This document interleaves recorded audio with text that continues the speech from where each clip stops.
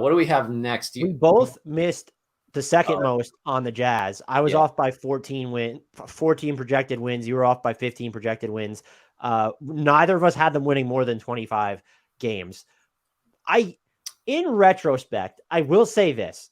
That is probably egregious on our part to have been that far off, because I know that the thought process was they're not going to be interested in winning, but they really would have need to have leaned into the tank from day one, because their collection of talent didn't necessarily make sense. And no one saw this coming from Larry Markkinen. I was pretty low on Walker Kessler coming into the season. So that explains part of my reasoning, but they had real NBA talent peppered up and down the roster. The assumption was, at least for me, and I don't know why it was this way, because I know the league works, they're going to trade everybody immediately or just not play guys. And that's not how trades work. It's always happening later in the season. And so I still would have been lower on them than this, but me coming in at 25 wins in retrospect feels kind of like, oh, idiot, duh.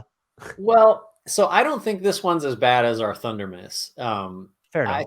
I think part of it for me is I think we had seen the Wembanyama G League Ignite games at this point, I think. And that really was, kind of a pivotal moment for this season, or at least in terms of how I was thinking about it, because there was then suddenly this undeniable, if you have a chance to get the best possible lottery odds this year, you got to do it because this guy's so great. So I think I remember believing that, first of all, because this is the first year of a rebuild for the Jazz, there would be more of a stomach for, we're going to sit guys, we're going to trade everybody. And it's going to be it's acceptable to just egregiously, postmark this season and mail it in because of just traded, your whole roster. So that was part of the thinking. And if you're going to do it, like any respectable rebuild, if you're really trying to bottom out, you got to go for this pick to try to get Wembanyama. And they just, the players they got back in those trades were just too good. That was really what it is. We spent the whole year talking about, is it too late? Is it too late for the Jazz to pivot into the tank? And it was.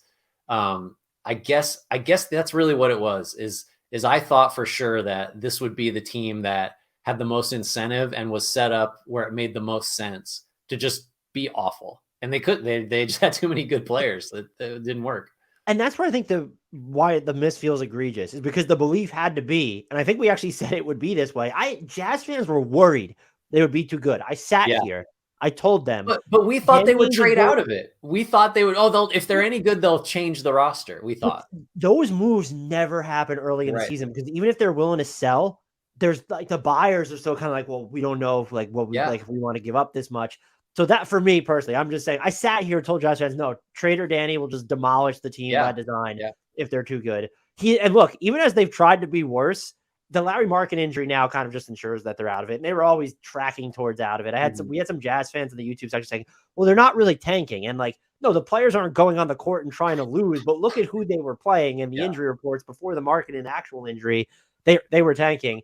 So that was a pretty big miss.